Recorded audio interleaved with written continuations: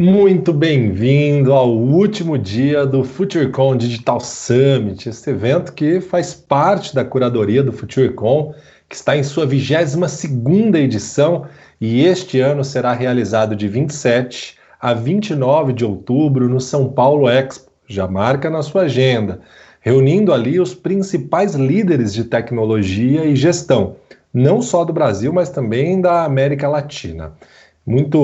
É muito bom tê-lo aqui conosco. Boa tarde.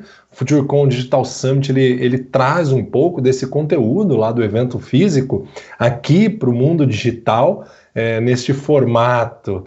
Serão 7 trilhas de conhecimento reunidas em 8 dias com 2 sessões diárias. Essa aqui que você acompanha às 14 e logo após uma às 18 horas. Você que está nos assistindo, compartilhe a sua participação no nosso evento, marcando sempre a hashtag FutureCon Digital Summit. Compartilhe na sua rede social. Durante todo o evento, o nosso chat ele fica aberto para que você possa fazer a sua interação, para que você possa fazer a sua pergunta. Os nossos moderadores, painelistas, apresentadores, eles respondem todas essas perguntas. Se não for impossível as respostas aqui durante as apresentações, elas serão enviadas posteriormente por e-mail. O tema principal do Digital Summit é Mundo Além Pandemia. Neste momento de incerteza de como será o nosso dia pós-Covid, a Rosa Alegria, CEO do Projeto Millennium, traz um rascunho sobre a era da pós-normalidade. A Rosa ela é pioneira em estudo do futuro no Brasil há mais de 20 anos e oferece cursos abertos e palestras para repensar negócios e profissões. Muito feliz em ter você aqui, Rosa, muito feliz com a sua participação. Rosa, seja muito bem-vinda, é com você. Olá, boa tarde. É um prazer estar aqui com vocês na FutureCon, num evento tão incrível, com gente tão bacana, tão importante. Eu gostaria de me apresentar. Sou Rosa Alegria, trabalho com futurismo há 20 anos. É uma ciência, eu fiz um mestrado nos Estados Unidos, ao lado da NASA. Ao contrário do que muitos pensam, estudar o futuro não é adivinhar e não é fazer previsão. Nós não fazemos previsões, nós estudamos as mudanças, com muita base científica, com muito método, e a gente procura apoiar pessoas e organizações a se anteciparem às mudanças, e a se prepararem para elas. Então, esse é o futurismo. Então, eu venho aqui representando o Projeto Millennium, represento o núcleo brasileiro, que o Projeto Millennium é a maior rede de pesquisadores futuristas do mundo. Nós estudamos 15 desafios globais, 15 temas. Nesse momento, logicamente, o Covid-19 tem sido o tema de estudo, nós estamos fazendo estudos. Mas aqui eu vim falar mais de forma geral sobre as mudanças, tá? E o meu tema é tempos pós-normais. Aí eu vou explicar o que é isso. Antes de qualquer coisa, eu vou compartilhar minha tela. O que eu vim fazer aqui é mostrar para vocês, através do meu pensamento, que estamos vivendo uma era que o filósofo Bauman chamou, certa vez, de interlúdio. O que é o interlúdio? É o fim de uma era e o começo de outra. É um tema muito usado na música, O interlúdio musical é aquela entrada musical que é usada para separar um ato do outro, Na ópera também. Então, separa movimentos. Os movimentos, é uma entrada musical. Então, nós estamos vivendo hoje uma entrada, não tão muito musical, mas é uma entrada explosiva, transformadora, que divide o mundo de antes e o mundo do que nós vamos ver, o mundo do futuro. Aliás, um mundo que já começou. E o Frei Beto também sempre, uma vez ele disse, essa frase ficou muito conhecida, que não é uma questão de uma era de mudança, nós não vivemos uma era de mudança mais, nós estamos vivendo uma mudança de era. E agora, realmente, não há dúvidas, né? Essa não é uma mudança apenas, é uma transformação estrutural, de modelo de vida, é uma transformação civilizatória. Olha só, aqui nós estamos vivendo esse momento como se aquele ciclone que passou por Santa Catarina agora, ontem, né? Não sei se ainda está hoje. Mas é isso, é um momento sem precedentes. Na verdade, nós nem sabemos o que está acontecendo direito, nem os futuristas estão conseguindo ver um pouco mais à frente, tá? E eu sempre me lembro de uma metáfora que eu ouvi de uma futurista chamada Amy Webb. É como se a gente estivesse na neve, né, uma neve intensa, querendo, entra no carro para sair daquilo, dá primeira no carro, e o carro não anda, ele patina. Aí a gente tenta ir para trás, dá ré, e o carro não vai. É assim que a gente está, nesse momento, patinando numa era de mudanças sem precedentes. O novo normal, eu não gosto muito desse termo, porque o novo normal presume que houve um velho normal. E aquele velho, que era esse mundo que a gente está deixando, não era normal, né? Será que era normal ter um mundo com uma desigualdade crescente, né? Gente morrendo na rua, vivendo, tomando frio na rua, e os carros no estacionamento cobertos, encerados, né? Será que é normal a gente ficar 2 horas no trânsito respirando CO2 para chegar no trabalho? Será que é normal a gente consumir do jeito que a gente consumia e jogar lixo e fazer com que os plásticos passem a superar praticamente, quase superam o número de peixes? Não era normal. Isso não era normal. O que isso era uma normose. Normose é um fenômeno estudado pela psicologia que tem a ver com uma disfunção da sociedade, uma disfunção de comportamento. O que era aquilo? Era uma normose e não era normal. Tá? Se alguém ainda acha que é normal, pode ser até que seja um normal conveniente para alguns, né? Um normal fabricado por alguns, por algum sistema, seja lá qual for. Mas não era normal. Uma economia predatória, uma sociedade injusta, violenta, não era normal. O que nós estamos fazendo agora? Nós estamos vendo o começo de um resgate da humanidade, de uma humanidade que estava se perdendo. A gente confundia o que era humano com tecnologia, como se a tecnologia fosse o fim e não o meio. Nós estamos vendo que a tecnologia é um meio para a gente alcançar a nossa humanidade. Cada vez mais conectados, distantes fisicamente, mas não no coração, não na emoção.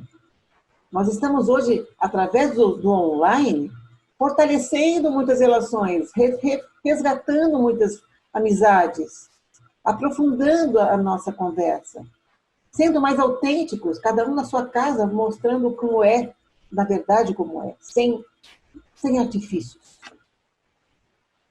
É lógico que a liberdade foi restrita. Nós estamos realmente restritos.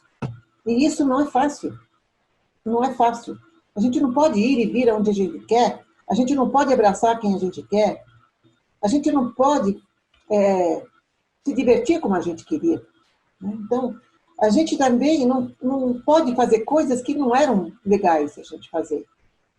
Então, na verdade, a gente está vendo agora a oportunidade de refletir muito sobre como a gente estava vivendo. E como a gente estava impactando negativamente.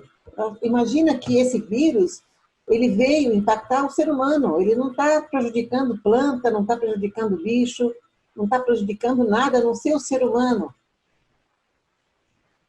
É um inimigo invisível. Pois é, nós estamos entrando num novo período histórico. Uma nova era que não se sabe ainda como vai se chamar. Mas, por enquanto, estamos chamando de tempos pós-normais, que é o que foi cunhado pelo futurista Zia Zardar, que é um período intermediário em que o velho mundo está morrendo e o novo ainda precisa nascer. e poucas coisas parecem fazer sentido. Poucas coisas que algumas coisas que a gente deixou também já não fazem mais sentido. O Projeto Milênio, que eu represento, já havia visto em 97 essa pandemia. Isso está escrito no nosso relatório, em 97. Mas sempre o futuro foi deixado para depois. Sempre os futuristas eram pessoas esquisitas, né? Falando coisas que não tinham muito sentido. E, enfim, dessa vez o futuro arrombou a porta. Não foi ouvido, mas aí ele arrombou a porta de todo mundo. E olha, nós estamos estudando as novas ondas do Covid. Até o momento em que a gente pode ter acesso, tem uns cenários muito, muito sérios, feitos pelos mais importantes epidemiologistas e historiadores do mundo, sejam quais forem os cenários, né, os mais negativos, os menos negativos, né, os que dão continuidade, são mais prováveis, todos eles indicam que são 2 anos. Esse interlúdio vai durar 2 anos. Então, nós temos aí essa pausa civilizatória, esse reset, como muitos falam, para a gente consertar a casa. E nós vamos ter que inovar. Nós vamos ter que inovar, aprender a inovar de uma forma melhor do que a gente fez. A gente tem que inovar para viver bem. A gente tem que inovar para que todos vivam bem, de uma forma justa, né? De uma forma equilibrada, saudável. Porque na incerteza, apesar dela doer, dela assustar, como está assustando muito, né? Essa incerteza radical que a gente está vivendo agora, que não dá para ver nada na frente, é nela que está o novo. Tem um futurista que é o Thaler, que estuda a incerteza, né? O tema dele é estudar a incerteza.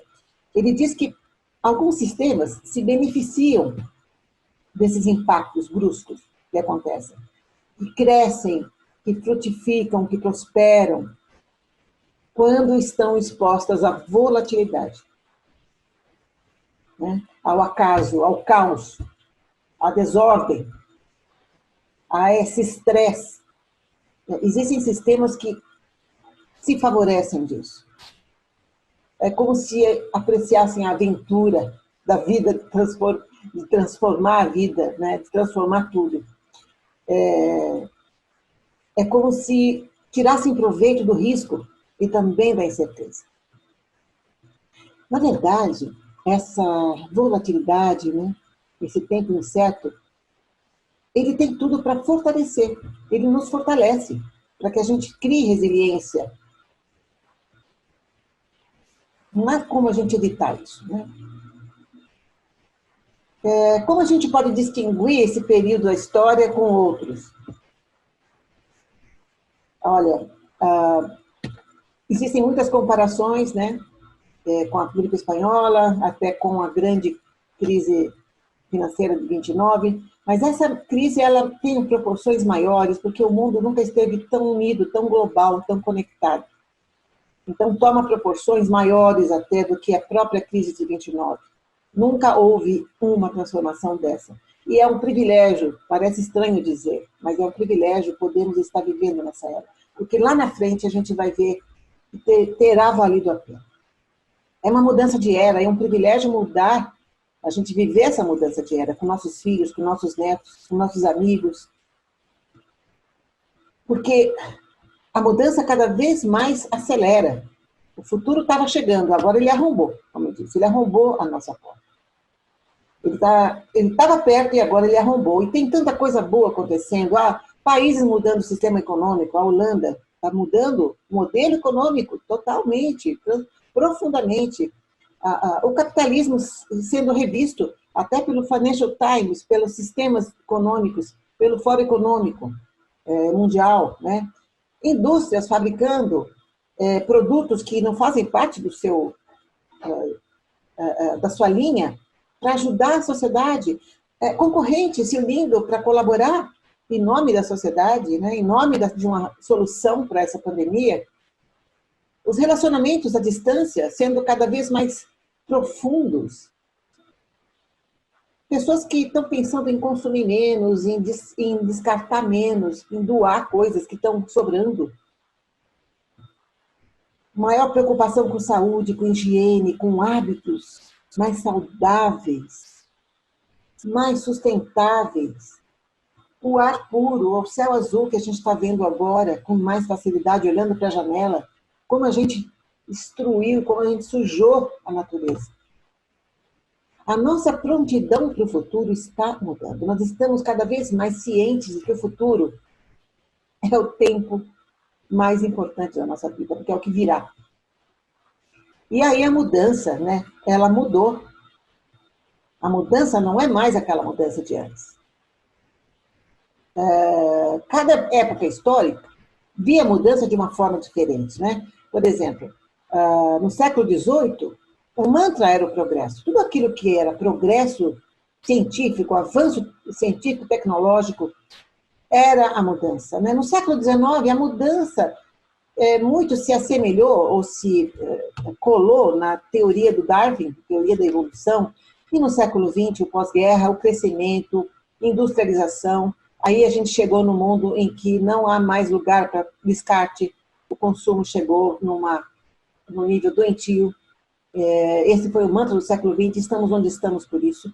E qual vai ser o mantra do século XXI? O da disrupção.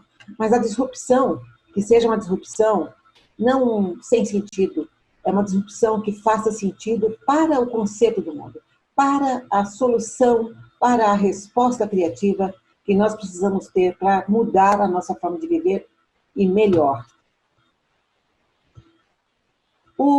Essa teoria dos tempos pós-normais, que veio da matemática, né? Eu não consigo falar aqui porque não tenho tempo, ela se alicerça em 3 fenômenos que se chamam os 3 Cs. Né? O caos, não dá para a gente pensar em prever nada, né, o que vai acontecer. O que a gente precisa é captar o que está acontecendo agora, captar sinaizinhos, um radar ativo.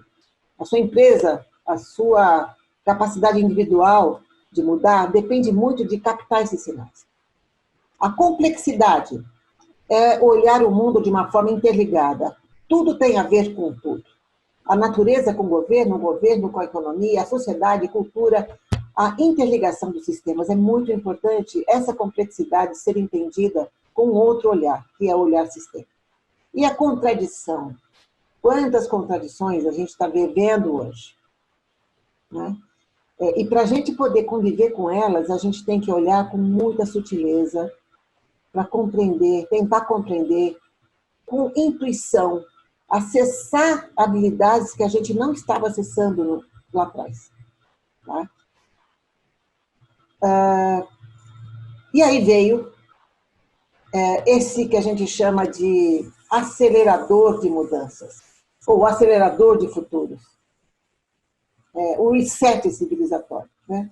Ele não veio danificar nada no seu ser humano. Esse ser invisível, o primeiro inimigo, que é uma guerra que a gente está vivendo com o inimigo invisível. Mudou, né, tanta coisa e nos restringiu de tanta coisa. E no mundo da economia, alguns setores estão realmente vivendo verdadeiros dramas. Muitos de vocês devem estar nesses setores, né, o varejo, os imóveis, a educação, a indústria aérea, entretenimento, turismo, restaurante. É uma catástrofe, sim. A pressão é muito grande e é muito triste. As falências, né, os negócios sendo fechados, trabalhos sendo perdidos, famílias, pequenos negócios, né? É muito, muito triste. Mas nós temos que passar por essa dor. Tem alguma luz nela. Certamente tem que haver aí uma retomada muito, muito profunda com relação a esse modelo que a gente não está mais podendo utilizar. É um modelo que não funciona mais. Novos pensares. Olha só, a história evolui. Aqui eu tenho um apanhado rápido, né? Que é na teoria do pós-normal, a gente classifica o sentido clássico do pensar a partir da Primeira Guerra, do fim da Primeira Guerra, do cartesianismo, né? Do pensamento linear, do penso logo existo, e na Segunda Guerra o mundo precisava crescer, progredir, então eu progrido, logo existo. No sentido pós-moderno, aí veio a onda do consumismo, né? As marcas, as agências de publicidade criando estudos de identidade. O ser humano ele tinha identidade através da forma como ele consumia. E o pós-normal é o compartilhar. Eu compartilho e logo existo. Nós não podemos mais ter sentido na vida a não ser esse senso de solidariedade, de empatia, né, que é uma palavra muito usada agora, mas é assim, se eu tenho, eu compartilho. A troca. E é o que está acontecendo. São uma das coisas incríveis e bonitas que estão acontecendo nessa crise. Pois então, as novas identidades são essas. Tradição e cultura na era clássica, a ciência e tecnologia avançou muito e chegamos a criar coisas incríveis. E nós estamos precisando agora revalorizar a ciência para poder sair disso, encontrar uma saída para esse vírus, né? Estamos vendo avanços acelerados. Aí na pós-moderna, nós estamos, na verdade, atrelando, né, a era que se foi, que é eu sou o que compro, e na pós-normalidade, eu sou a minha página do Facebook. A era do fake news, a era da pós-verdade, que é aquilo que se fala sobre a notícia é mais importante do que a notícia. Aquilo que se interpreta do fato é mais importante. Aquilo que pensam de mim é mais importante daquilo que eu sou. Então, essas novas identidades estão levando a uma revolução que não é mais a revolução 4.0. E nem a 5.0. E nem a 6 ou 7. Sei lá qual é. Então, vamos colocar uma revolução aí, que a gente está chamando aqui de X.0. Que vai ter um nome lá na frente. Certamente vai. Essa é uma era do pós-capitalismo, que vai ter um nome também. A era das marcas ativistas. Aquelas muito além da responsabilidade social. E responsabilidade social é um commodity. As marcas têm que abraçar causas, têm que levantar bandeiras, como muitas estão fazendo agora. O teletudo, o teletrabalho, né, a televida, até a virtualidade radical. Nós estamos também olhando para a simplicidade. Para que ter tanta coisa? Não é só simplicidade porque não pode comprar, porque não quer mais viver de excessos. O humanismo fortalecido. O humanismo nessa era integrado com a tecnologia. Nós vamos ter que criar uma relação harmoniosa, uma simbiose produtiva e criativa e construtiva com as máquinas.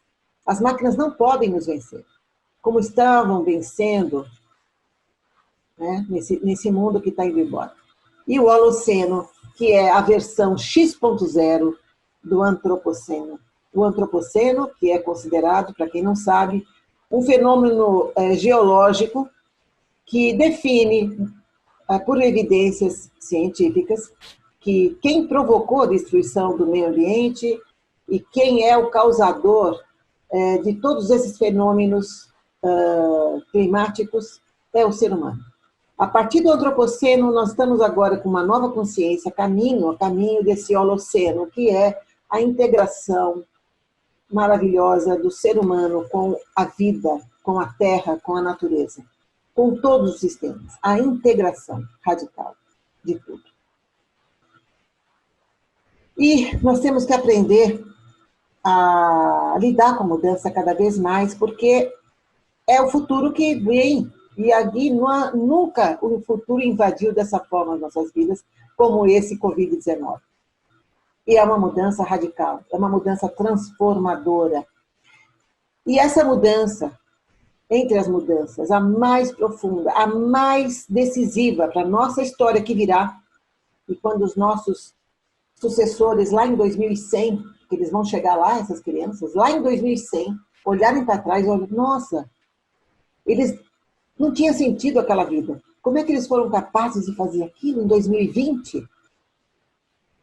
E eles vão ver que no decorrer dessa história de 2020 para 2100, a humanidade evoluiu muito. Mas ela evoluiu de uma forma como nesse ovo. A humanidade terá evoluído de dentro para fora, não de fora para dentro. E aqui, essa imagem reflete uma coisa muito forte. Porque se esse ovo ele se quebra, né, de fora para dentro, alguém bate no ovo, ou ele sofre um atrito, a vida que está nesse ovo se vai, acaba. Mas, se esse ovo se quebra de dentro para fora, né, a vida nasce. É uma vida que nasce a partir de dentro. É assim, é uma forma muito incrível da gente ver, através da natureza, que as mudanças mais transformadoras são as que vêm de dentro. E é essa mudança que nós vamos precisar fazer. E muita gente reclama, né? Eu estou concluindo agora a minha apresentação, muita gente reclama, eu estou enclausurado, essa clausura está insuportável, né?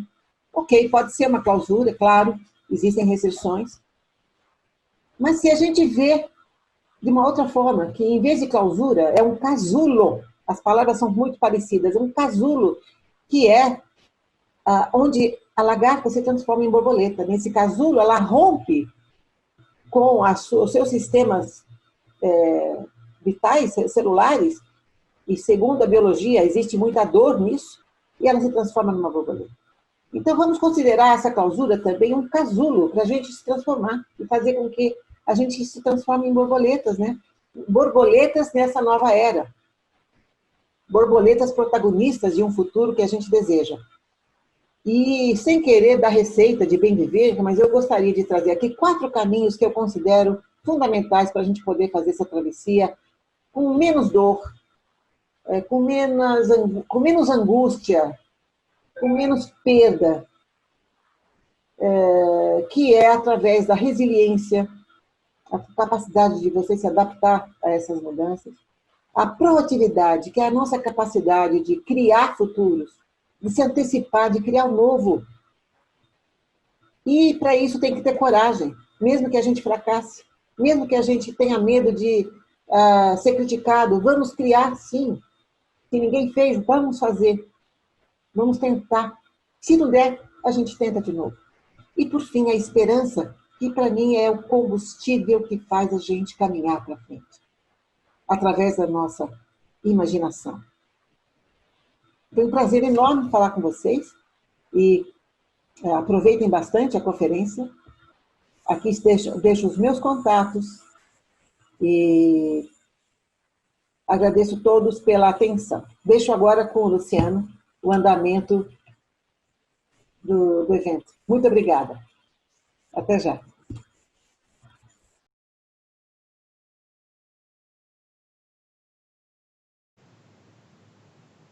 Muito obrigado, Rosa. Nós agradecemos por sua participação. E você que está nos assistindo, não esqueça de compartilhar a sua participação aqui nas suas redes sociais e marcar a nossa hashtag FutureCon Digital Summit.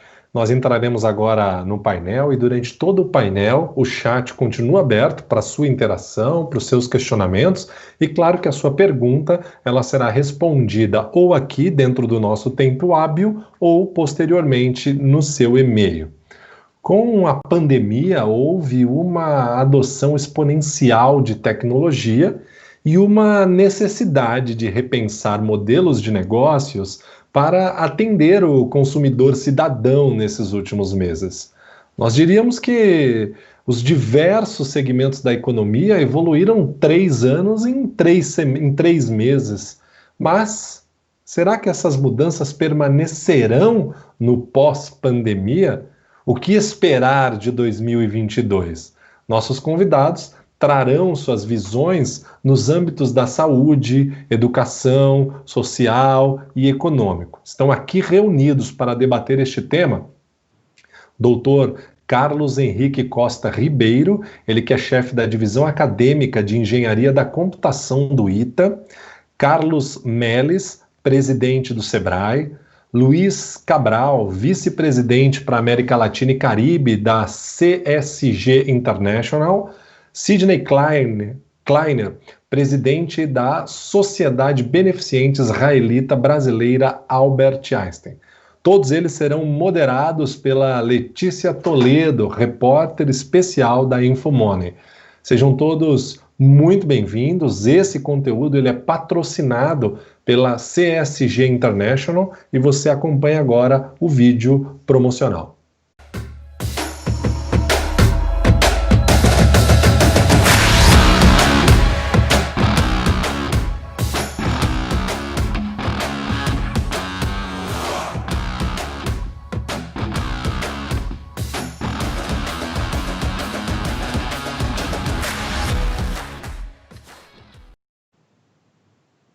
Mais uma vez, todos os painelistas sejam muito bem-vindos.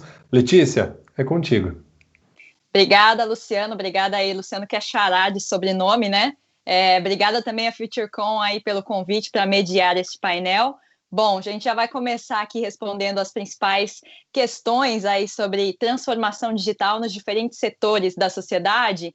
E para começar, a pergunta, né, para os nossos painelistas convidados aqui é justamente o que a gente pode destacar de qual foi a principal mudança que a gente pode dizer que já veio, o principal avanço, né, a principal transformação que a gente já passou até o momento em cada um desses setores.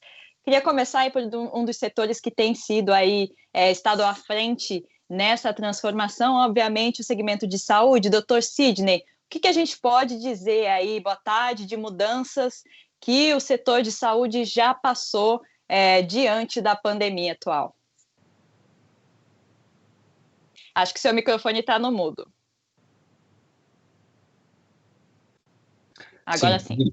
Esse é um avanço já, que a gente tem que ligar o microfone quando a gente participa de eventos como esse.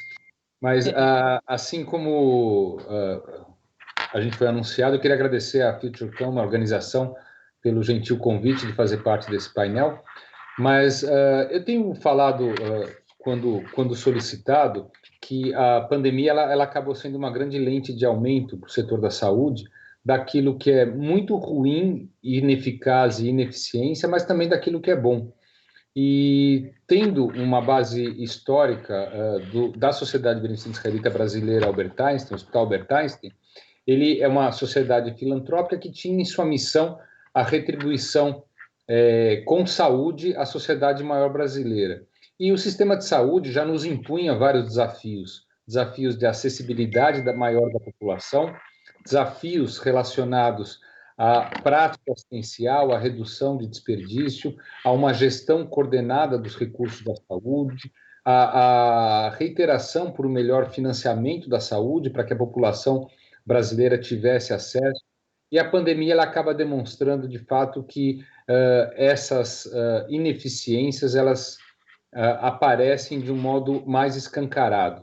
Mas alguns avanços puderam ser percebidos, especialmente no que diz sentido, por exemplo, ao recurso que nós estamos usando para a FutureCon desse ano, que é a própria virtualização da relação, e isso não foi diferente com o avanço e num setor que é a telemedicina, na qual o Einstein foi pioneiro em lançar o programa em 2012, mas que o país ainda age com uma legislação que foi feita em 2002, onde obriga a necessidade de ter médico nas duas pontas, impedindo tirar a maior vantagem deste tipo de ferramenta, que é você vencer barreira logística, barreira geográfica, que talvez seja um dos grandes motivos em que a gente não tem uma distribuição tão homogênea da medicina no nosso país.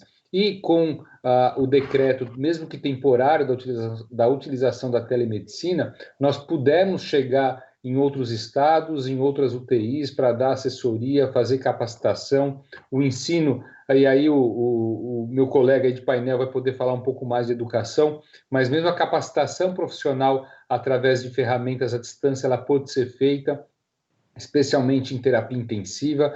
E assim como na saúde, a gente viu essa lente de aumento escancarar problemas da indústria nacional de insumos dedicados à medicina. Nós tivemos que participar de verdadeiros leilões em busca de fornecedores de equipamentos de proteção, de respiradores, e, obviamente, saímos perdendo em vários desses leilões, mas a nossa indústria seria capaz de fazer esse papel se tivesse um incentivo adequado, assim como a pesquisa. Quer dizer, houve aí um corte de financiamento de pesquisa desde o início do atual governo federal e que muitas das soluções, especialmente vacinas, tratamentos, poderiam estar em modo avançado aqui no nosso país e não estava. Então, eu acredito que talvez o grande avanço que a pandemia está nos trazendo, na verdade, é a possibilidade de discutir as ineficiências de modo mais transparente para que, ao término desta pandemia ou desta crise que nós estamos vivendo, a gente possa influenciar de maneira positiva a ter o incentivo à inovação, o incentivo à indústria nacional em saúde, o incentivo à capacitação adequada, à distribuição adequada de especialistas pelo país, enfim. Eu acho que essa talvez é o desejo de todos nós que atuamos em saúde e, principalmente, fazer com que desafios como longevidade, doenças crônicas que têm matado muita gente, não sejam desafios e possam ser exercidas num sistema único, arrojado como o nosso, que se propõe esse desafio e que eu acho que tem tudo para melhorar. Agora, doutor Sidney, o senhor enxerga que os outros agentes que participam dessa transformação, que participam dessa tentativa de resolução aí das ineficiências do setor, eles estão também mais atentos para essas ineficiências? Como o senhor destacou, a questão do governo, regulamentações, quer dizer, tudo isso realmente está sendo transformado? Falta algum agente ainda atuar mais fortemente e tomar consciência dessa necessidade de corrigir as ineficiências?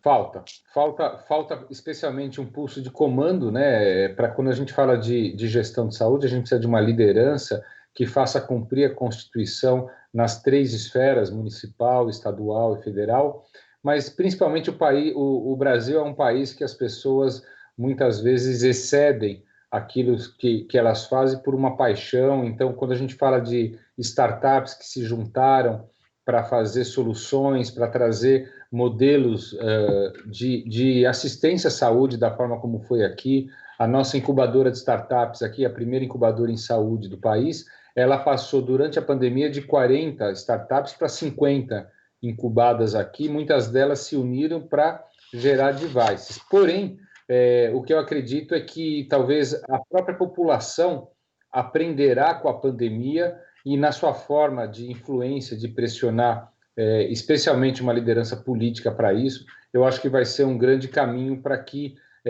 assim como você citou, Letícia, todos os players e stakeholders estejam de fato expostos àquilo que não foi bom para que a gente possa empreender melhor após a pandemia.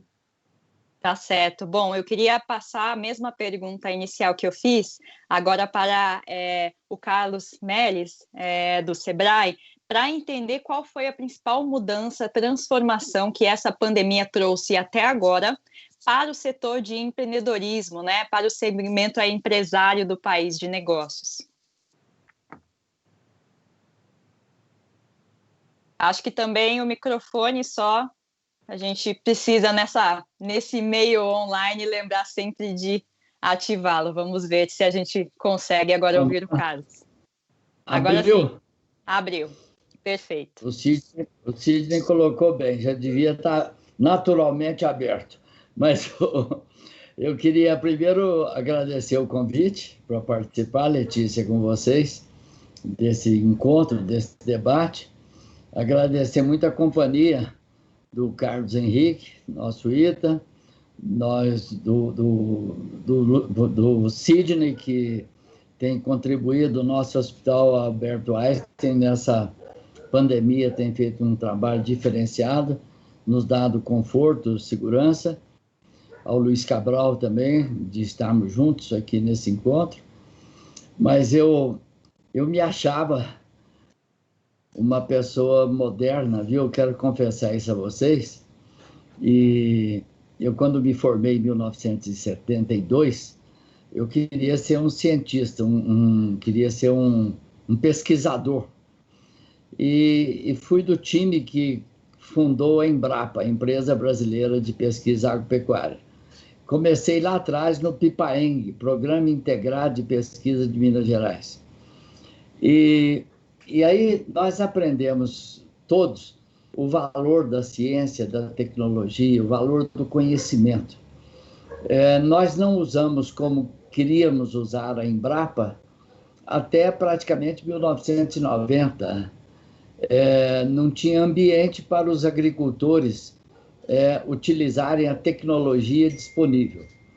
Depois, por uma ação política e transformadora, com o advento do real e outras coisas mais que aconteceram no Brasil, foi possível, a partir de 95, 4, 5, usar a tecnologia existente. E o Brasil saltou para esse milagre aí que nós temos de abastecimento do mundo, dos que faz a mais barata proteína do mundo. Então, por isso e por essas coisas, a gente é moderno, a gente é eficiente. Mas aquele pesquisador do passado, hoje, quando você senta em cima de uma colhedeira, ela já te dá quase que toda a leitura daquilo que está fazendo, de produção, de produtividade, de qualidade. Eu estou dizendo dessa área, que é a área que eu conheço bem. E no Congresso nós pegamos uma outra vertente, que foi olhar esse tecido da micro e pequena empresa. Quando olhamos a micro e pequena empresa, o que ela representa no mundo inteiro é uma coisa formidável. De 98% a 99%, às vezes 99,5% das empresas de quase todos os países. E quando você vê que esse número e esse percentual, você fala assim, e no PIB, o que esse pessoal faz? Os países mais evoluídos chegam aí a 50%, 55% de participação da micro e pequena empresa no PIB. E o Brasil está com 27%. Eu vou fazer algumas comparações para a gente ver a situação. Mas o Brasil, até 2006, não tinha uma lei que pudesse sustentar a micro e pequena empresa brasileira numa visão contemporânea. Então, fizemos o simples e a micro e pequena empresa. A partir daí, passou a ter um protagonismo mais forte no Brasil. E como em todos os países, a micro e pequena empresa também emprega em torno de 50% a 55% dos empregos com carteiras assinadas. E aqui no Brasil também é assim. Quando é na exportação, elas são também substanciais em outros países. Aqui no Brasil ainda não, é traço. Mas voltando para isso, nesse número de micros e pequenos empresários, que são hoje 6 milhões e 700 de micro e pequenas empresas, e 10 milhões e 300 mil MEIs, microempreendedores individuais, que a gente chama que é a profissão do futuro. O Sebrae tem uma característica interessante. Eu vim para o Sebrae no começo do ano passado e constatamos aquilo que o Sebrae, como ele é percebido, ele é conhecido, é uma empresa empreendedora que realiza sonhos das pessoas em ser empreendedores, multiplica, vamos dizer assim, o conhecimento, orienta o conhecimento.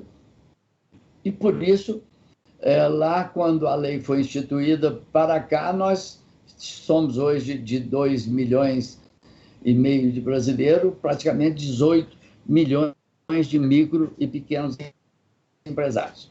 Muito bem. Qual é a dificuldade que esse pessoal tinha? A gente achava que a tecnologia ia fazer uns avanços formidáveis, como o Sidney falou, na área de saúde.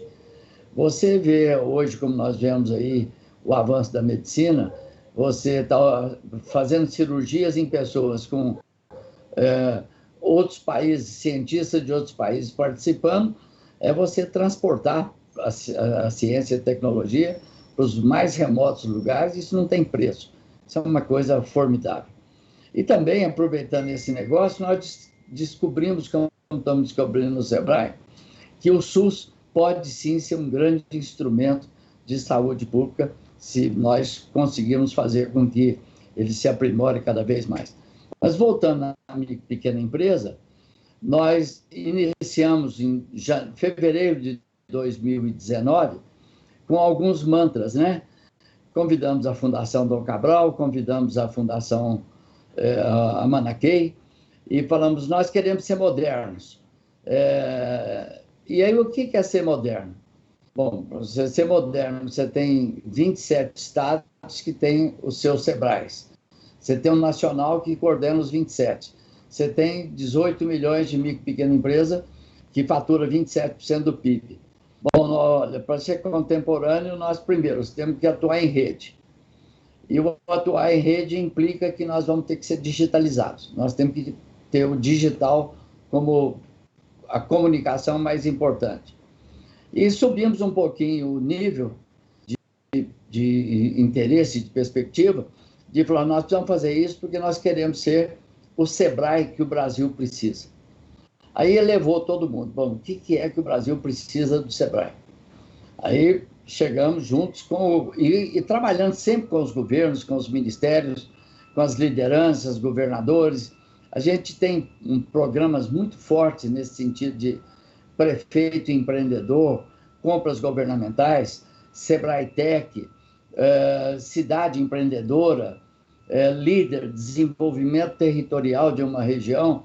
O SEBRAE é muito bem aparelhado nesse sentido, né? Identificações geográficas. Então, nós olhamos isso tudo e percebemos que o SEBRAE podia fazer mais para o Brasil do que nós já estávamos fazendo. Que a gente poderia ser as pernas do país para elevar o nível de consciência, mas olhando produtividade para ser competitivo. Muito bem. É óbvio que atrás da prosperidade, da competitividade, da produtividade e da produtividade e da competitividade da micro e pequena empresa brasileira, certamente nós embutiríamos nisso como relação de causa e consequência a prosperidade.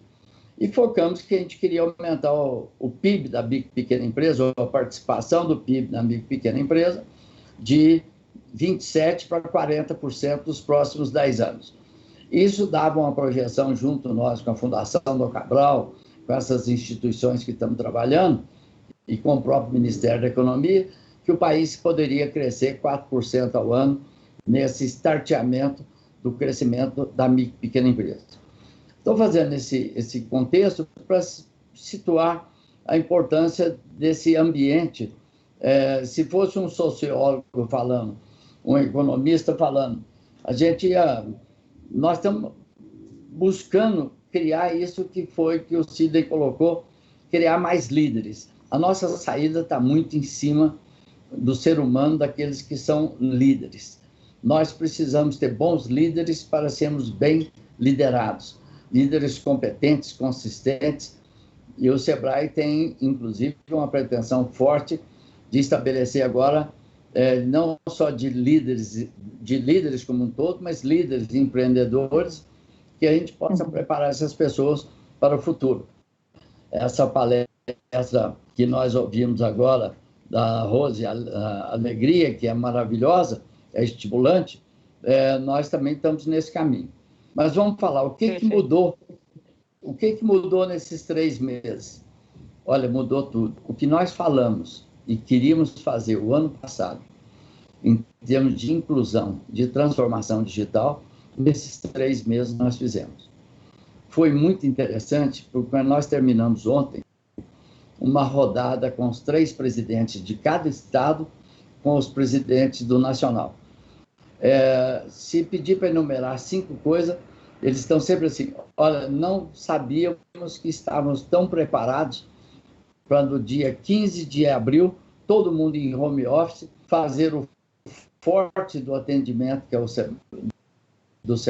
forte, melhor, do atendimento do SEBRAE, é o atendimento. E a procura para cursos subiu 160%,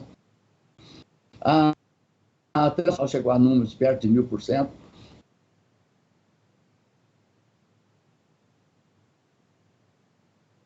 O Carlos voltou. Deu uma pequena travada no vídeo. Isso. Vamos ver se... Nós ficamos surpresos com aquilo que nós estávamos fazendo e que não sabíamos que podíamos fazer. Isso talvez fosse a grande transformação. Isso também nos deu um choque, e aí você administra meu tempo, nos deu um choque de dizer o seguinte: nós, por muito que a gente queira ser bom no Sebrae, nós temos que ser solidários e buscarmos parceiros para a micro e pequena empresa. Tá certo. E fizemos campanhas massivas. Compre do pequeno, aproxime do pequeno. Oi. Estamos te ouvindo. Está caminhando? Então tá. Então, compre do pequeno, aproxime do pequeno e estimulamos os aplicativos, o WhatsApp, estimulamos tudo. E foi esse crescimento digital formidável. Fizemos agora, eu já vou encerrando, fizemos agora os protocolos de saída. Chamamos o Ministério da Saúde, chamamos a Anvisa, chamamos o Ministério da Economia, reunimos tudo que o mundo já tinha feito lá atrás, e o Sebrae ofereceu a 47 profissões, situações de bares a restaurantes, de quitanda. Primeiro, a preocupação com a saúde, a preocupação da saúde do dono, do cliente, popopi, com a vida, né? Mas o mais importante disso aí é que nós brincamos o seguinte: retome, reabra, mas reabra digital. Não tem outro caminho. E aí nós estamos experimentando a maior dificuldade hoje do micro e pequeno empresário é o acesso ao crédito. Ele não tem garantias e o acesso ao crédito é um verdadeiro inferno.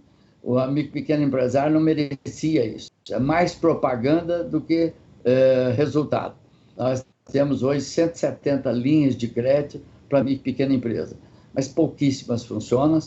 Ontem o Banco do Brasil, nós estamos esperançosos com o Pronamp soltando a linha, e ele, a Caixa Econômica, os bancos cooperativos estão fazendo o papel deles, mas é um problema pontual do crédito que precisa ser resolvido, inclusive para a inclusão e a inserção digital. Posto isso, Perfeito. O que nós estamos hoje Carlos, eu queria só ouvir um pouco os outros painelistas. Queria falar um pouco dessa questão de tecnologia que o senhor ressaltou, mas antes eu queria pular um pouco também para a parte de educação e de tecnologia aí para a gente ouvir, pode ser? E aí depois a gente parte para essa segunda. Obrigado. Perfeito.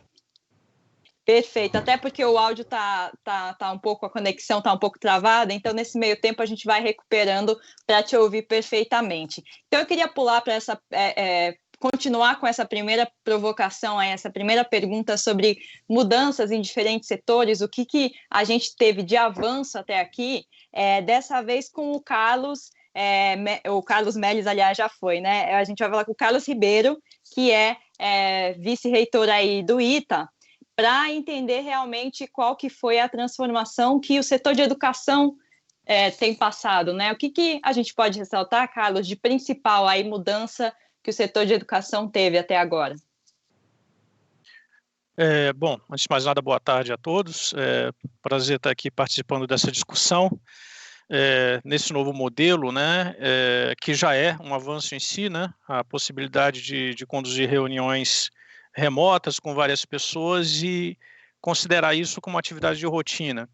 Na verdade, as tecnologias já estavam disponíveis há algum tempo. Isso é uma coisa curiosa, né? Eu acho que é interessante a gente colocar esse pano de fundo, né? Uma coisa é você ter o desenvolvimento das tecnologias, inclusive em escala industrial, e outra coisa é as pessoas aplicarem de fato essas tecnologias massivamente no dia a dia. Eu diria que o primeiro grande avanço que ocorreu é um avanço genérico e um pouco vago, mas que eu acho muito significativo. É a experiência geracional das atuais lideranças, pessoal que está na faixa de 40, 50, 60 anos, com uma crise mundial. É algo que não tinha acontecido nessa geração, e ela produziu os resultados usuais, né? A capacidade extraordinária da humanidade de se adaptar a uma dificuldade repentina, utilizando os meios disponíveis. No caso da educação, eu diria que aconteceram dois tipos de impacto que resultaram em dois avanços imediatos. Primeiro, nas formas de interação em geral, né? Isso aí é um impacto que ocorreu também em outras áreas, né? A possibilidade de você conduzir discussões, etc., e reuniões remotamente, algo que é muito mais comum no ensino superior de fato, né?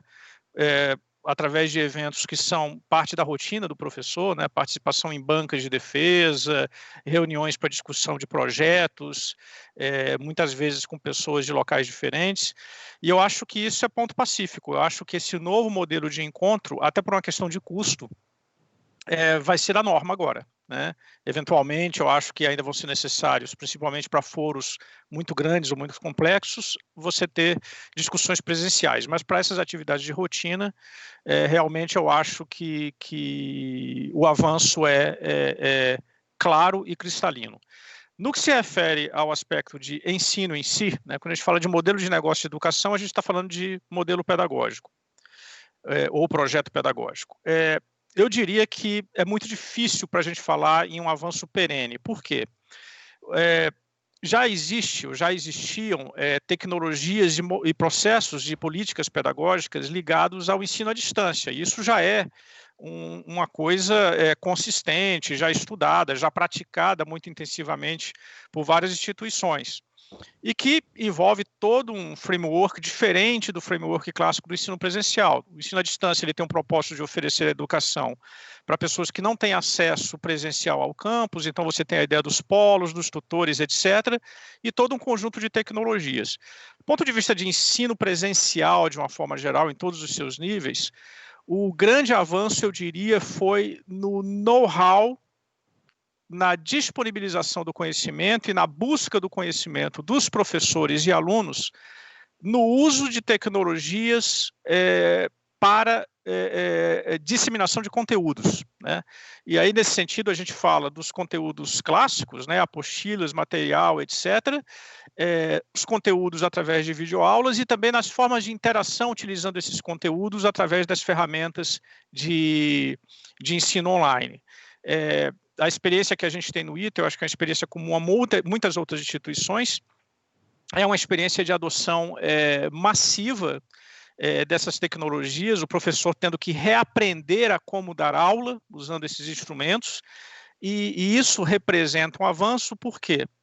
Porque em várias instâncias esse modelo é útil do ponto de vista de ensino, mas é claro, a gente não tem a expectativa de que isso a longo prazo vai se transformar num modelo único, que pode acontecer, a gente vai discutir mais à frente talvez essa questão do que vai acontecer no futuro, talvez um modelo híbrido, mas certamente essas tecnologias vão ser parte desse processo. A educação ela tem uma questão, um problema que torna as mudanças particularmente complicadas, principalmente quando elas têm que ser adotadas emergencialmente. A educação ela tem esse caráter reflexivo, as mudanças de educação são lentas porque a própria avaliação do resultado educacional é demorado, né? Você tem que esperar o resultado prático da situação do egresso, quando ele entra no mercado de trabalho, qual é o impacto que ele causa. Essa é a melhor medida da qualidade educacional, e isso não combina com emergência, isso não combina com soluções dadas de forma muito brusca, mas é uma experiência que nós adquirimos. Nós agora sabemos como tratar essas situações de mudança brusca, e eu acho que a grande maioria das instituições vai incorporar essas tecnologias de ensino, ou parcialmente em alguns casos, totalmente em outros. O ensino presencial ele tem características que não podem ser substituídas pela virtualização, mas há vários aspectos do ensino presencial que podem sim se beneficiar dessas tecnologias. Então eu acho que esse foi o grande avanço, a possibilidade dos professores e alunos se envolverem mais fortemente com tecnologias que, em última análise, já estavam disponíveis e agora podem ser usadas de forma mais massiva. Perfeito, interessante, Carlos. Eu queria só ressaltar que a gente está pegando algumas perguntas, estou deixando elas um pouco mais para o final, para a gente fazer essa primeira rodada com todo mundo. E aí, já puxando a parte que o Carlos ressaltou muito, sobre essa questão de tecnologia, né? E teve tecnologia na fala de todo mundo aqui. Então, assim, eu queria ouvir realmente, partindo dessa provocação aí para o Luiz, de como é que fica a tecnologia nessa história toda, né? Que está aí apoiando a transformação digital de todos esses setores. O que mudou no seu trabalho, nas funções aí da CSG, por exemplo, para fornecimento de tecnologia, e o que você vê de mudanças aí significativas no relacionamento das pessoas com tecnologia até aqui? Obrigado, Letícia. Em nome da CSG, queria agradecer a todos, a audiência e aos meus colegas palestrantes, doutor Sidney, doutores Carlos e Carlos também, a oportunidade de a gente estar discutindo isso aqui. E, realmente, quando a gente fala nas mudanças e quão diferente o mundo é hoje em dia de 3 meses ou 4 meses para cá, dependendo de onde a gente se situa no momento, é uma questão muito grande. A gente teve o que o pessoal chama de revolução digital, foi catalisada pela pandemia, mas a gente tem o que, hoje em dia, as pessoas demandam como hiperconectividade. Nós todos estamos aqui, alguns em diferentes locais, eu por um acaso, estou em outro país, e a gente está conversando como se fôssemos colegas sentados numa mesa discutindo e debatendo sobre um tema. Então, acho que isso é um avanço e uma mudança que a gente vê, que foi muito acelerada pela pandemia e que eu acredito que não tem retorno mais. As mudanças que a gente vê hoje em dia da pandemia são mudanças que os mercados e os diferentes segmentos da sociedade vão acabar adotando de uma forma ou de outra, dependendo do país que você se encontra e da situação até financeira de cada governo e população, mas isso vai ser afetado. A gente tem visto diferentes situações, e quando a gente pega na parte de tecnologia, se a gente olhar principalmente para provedores de telecomunicações e provedores de serviço, a população enxerga a questão da conectividade de uma forma imediata, ou seja, eu consigo, mesmo estando dentro da minha casa, eu consigo falar com a minha mãe por uma videochamada, eu consigo pedir uma refeição num aplicativo de restaurante e diversas outras funcionalidades que foram sendo incrementadas a toque de caixa nesses últimos meses, mas a mudança estrutural que essas empresas sofreram para estar podendo prover essa conectividade que é uma questão muito grande. Se você pensar que a gente tinha milhares de operadores de call center atendendo chamadas em núcleos específicos, milhares de profissionais trabalhando nas empresas de telecomunicações, muitos deles com equipamentos que são físicos, não eram laptops ou notebooks, são máquinas pesadas, e que todos esses profissionais, de um dia para o outro, tiveram que ser movidos para as suas casas e tiveram que ter acesso a esse tipo de conexão, é uma questão muito complexa. E cada um dos países e dos operadores tiveram como tratar isso de uma forma diferente, mas era um desafio muito grande. A gente tem que lembrar que existem dados que essas operadoras acessam, são dados pessoais das pessoas. Então, a gente tem que ter todo um cuidado com isso, e todos os sistemas têm que caminhar nesse sentido. Entendeu? Quando a gente pensa em impactos que a gente viu imediatamente, são como que a gente vai repensar esse modelo num futuro próximo, ou seja, como que eu consigo atender o Dr. Sidney na questão de uma telemedicina, na questão de uma conexão rápida, onde um outro profissional possa estar operando um paciente, por exemplo, à distância, entendeu? Sem a necessidade de eu ter um link dedicado que custa um valor altíssimo entre 2 centros cirúrgicos muito complexos, entendeu? E isso só é possível com outro ponto que o Dr. Sidney falou, que é a questão da legislação. Eu preciso que o 5G entre no mercado brasileiro, porque a gente precisa da velocidade da conexão. O doutor Carlos falou dos diferentes modelos de negócio, a gente precisa aportar esse tipo de tecnologia para os modelos de negócio poderem ser mais otimizados. Eu tenho fatiamento de rede, distribuição de receita entre diferentes parceiros, tudo isso tem que ser levado em conta num momento em que a gente precisa transformar, mas não adianta só dizer, eu tenho a revolução digital porque eu vou botar a minha loja ou o meu negócio na internet. Eu preciso ter toda uma infraestrutura por trás disso para estar trabalhando esse tipo de negócio. Por exemplo, se você precisa instalar um telefone, se você precisa instalar uma TV a cabo, como que você faz esse tipo de instalação? Quais são os meios de pagamento que você consegue utilizar para poder fazer com que esse seu negócio seja alavancado e você tenha acesso ao seu público-alvo? Tudo isso, no Brasil, por exemplo, não depende só da questão de tecnologia, depende da legislação e todo um arcabouço de sistemas e pessoas por trás disso para que isso possa acontecer. E são os desafios que a gente vê hoje em dia.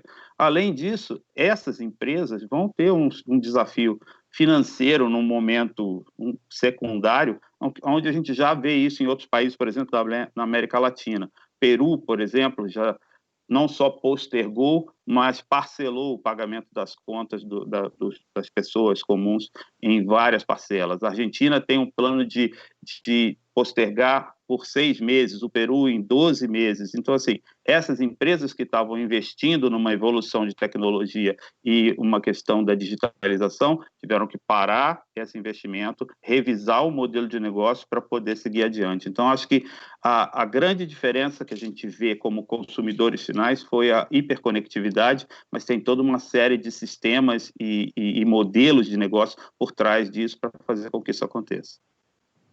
Isso é interessante, Luiz, você tocou nesse ponto de a gente tem essa necessidade de estar cada vez mais conectado, mas por questões financeiras, muitos países e empresas aí têm que postergar esses investimentos aí, né? Isso no Brasil, de alguma forma, já está ocorrendo? Como é que você vê a relação do Brasil com essa necessidade de infraestrutura e de oferecimento aí melhor de serviços para a conectividade mesmo, né? A gente já vê isso acontecendo. Se a gente olhar o mercado brasileiro, tem uma questão de legislação dos leilões do 5G no mercado, e a gente tinha uma expectativa de que isso fosse lançado de uma forma mais recente. Se a gente olhar na FutureCon do ano passado, a gente teve algumas empresas que tiveram parcerias com fornecedores de rede que já estavam provendo algum tipo de experiência 5G durante a feira. Tinha bandas de rock que estavam tocando dentro da feira e um dos componentes estava em outro lugar e a gente não tinha nenhum tipo de delay na informação trafegando sobre a rede, mas com a questão da pandemia, no Brasil, a expectativa é que hoje em dia a gente tenha o leilão do 5G acontecendo fim de 2021 ou 2022. E isso vai afetar a nossa capacidade nessa hiperconectividade. Se a gente olhar países como a Coreia, Estados Unidos, acho que já tem uns 8 ou 9 países da Europa que já implementaram o 5G, eles têm a capacidade de estar oferecendo esse tipo de conexão para a população de uma forma muito mais adequada. Voltando ao assunto do Carlos Henrique, quando a gente estava falando de ensino, né, a questão do ensino à distância é muito importante, mas não é simplesmente você ter o profissional disponível. Por exemplo, aqui nos Estados Unidos, as aulas foram suspensas já desde o começo de abril e do começo de março, e o ano aqui é invertido, como o Brasil, as aulas terminam no fim de maio e vão recomeçar agora em agosto. Ou seja, os últimos 3 meses já foram virtuais, quer dizer, meus filhos, eles tiveram aula em casa, receberam um tablet da escola para poder estar fazendo esse tipo de atividade, e as aulas que vão retornar agora em agosto talvez não sejam mais presenciais. Os pais têm a opção de optar por uma forma ou outra, mas cada condado vai ter a autorização de dizer se vai reabrir as escolas ou não. Então, a gente tem que se readaptar, não tem jeito. E a tecnologia é o que está ajudando a essa readaptação e esses novos modelos. Tá certo. Continuando a nossa discussão de tecnologia, Dr. Sidney, queria entender, o senhor até ressaltou um pouco a questão da telemedicina, né? O quanto a tecnologia, quer dizer, diante dessa pandemia, essa adoção nova de tecnologia, novos modelos, telemedicina, cirurgias até à distância, né? O quanto isso pode ser algo, vai ser algo que veio para ficar no mercado? O que a gente tem discussões sobre o assunto? O quanto a gente tem avançado nessa questão de tecnologia para o suporte da saúde neste momento? Uma das questões que eu abordava aqui, que é pré-pandemia, é o excesso do desperdício em saúde, né? E a questão do desperdício, muitas vezes, é você ir a um pronto-atendimento para resolver um caso extremamente simples, um pronto-atendimento preparado para atender alta complexidade. E esse caso poderia ter sido resolvido sem levar a deslocamento tanto de médico quanto de paciente. Então, esse aqui é só um exemplo do papel que a telemedicina pode trazer, já que existem estudos publicados que 80% das urgências leves, que nós chamamos, são resolvidas por telemedicina. Então, a telemedicina ela passa a funcionar como um verdadeiro adjuvante no desafio que todo o sistema de saúde nos impõe. Quer dizer, se os pronto-socorros estão sobrecarregados, muitas vezes uma consulta ao médico, mesmo que por meio virtual, ela pode trazer não só a possibilidade de você também emitir dados de exame físico, e aí o Luiz falou muito bem a respeito do 5G, porque grande parte ainda das questões relacionadas a procedimentos à distância não são feitos por falta de uma estabilidade de uma banda com esta potência, né? Então, este é um instrumento em que a gente evita deslocamento, a gente traz aquilo que para o paciente hoje representa um medo enorme de você frequentar um ambiente possivelmente no meio de pessoas que estão doentes, portanto, o risco de se contaminar não por conta do hospital, mas sim por causa das pessoas que estão lá com suas queixas de saúde, daí a importância de você dividir o fluxo também dos pacientes conforme a queixa, mas a telemedicina, ela se mostra uma ferramenta extremamente importante, primeiro, para algo que a gente imagina que vai acontecer no pós-pandemia, que é uma descentralização do atendimento e cada vez levar o hospital à casa do paciente, e não o contrário. O nosso programa de coleta domiciliar, o Einstein em Casa, ele passou de 100 atendimentos por dia para 1.100 coletas por dia. E isso é uma região que é a região mais próxima do hospital. Quer dizer, os pacientes têm a possibilidade de consultar os seus médicos e a plataforma de telemedicina foi disponibilizada para os médicos autônomos aqui do hospital e que permitiram continuar, primeiro, o médico trabalhando, segundo, o paciente que tem a necessidade, por exemplo, do controle da sua doença crônica, do seu diabetes, da sua hipertensão, ou mesmo da doença oncológica e que tem sintomas e que pode representar uma urgência, ele tem neste instrumento um modo de avaliar se há necessidade ou não de comparecer ao pronto-socorro. Eu tive a oportunidade nesses 3 meses, sou cirurgião, gosto de ser cirurgião, atendo meus pacientes. Eu operei 3 apendicites perfuradas por pacientes que ficaram 7 dias com dor abdominal em casa, com medo de ir a um setor de saúde. Eu tenho certeza que se houvesse um pronto atendimento virtual, alguém conversaria com ele e falaria, aperte aqui, e falaria, não, é melhor você fazer um exame complementar. Quer dizer, a gente tem aí a possibilidade de diminuir desperdício, nós temos possibilidade de garantir um atendimento mais correto e a um custo extremamente baixo, porque você não precisa manter estruturas para isso muito robustas, muito sofisticadas, mas sim, algo que eu costumo falar, a telemedicina tem capacidade de colocar o paciente correto na porta correta, e não o contrário, gerando desperdício. Esse é um dos temas que a gente vê de inovação. Obviamente, além disso, a gente vai falar talvez um pouco mais no final, sobre transformação digital. Quer dizer, o uso do Big Data gerado por prontuário eletrônico hoje permite a gente fazer algumas predições. Por exemplo, se um paciente vem ao pronto atendimento com suas queixas, em 15 a 20 minutos eu sei se ele vai ou não ficar internado com 90% de acurácia, graças a um algoritmo desenvolvido com base histórica que alimenta o prontuário e que consegue me dar esse tipo de informação. Então, transformação digital também participou aqui da gente fazer predição de infecção pela Covid-19 a partir do hemograma, e que, com grande volume de hemogramas, algo que o cérebro humano é incapaz de perceber, um algoritmo com um grande volume consegue me dar a chance deste paciente ter a Covid-19 em 78% de acurácia, essa chance com base num exame que custa R$3.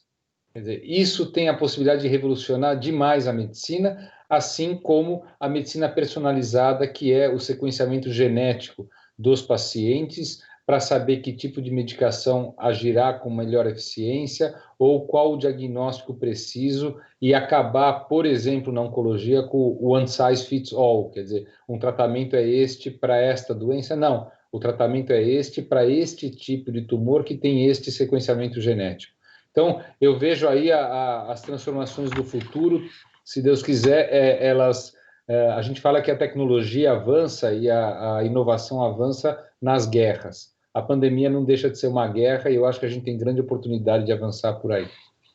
Doutor Sidney, já pegando para continuar na nossa conversa, o senhor tocou nesse ponto de transformação digital, e já que a gente está falando sobre isso, é muito interessante mesmo entender o quanto isso foi acelerado, né? Porque, por um lado, o sistema de saúde está realmente tendo que lidar com uma pandemia, está no combate aí, né, na linha de frente do combate ao vírus, ao mesmo tempo, então, dá tempo, digamos assim, né? Sobra espaço para se preocupar e para otimizar essa transformação digital. Quanto isso acelerou aí no segmento?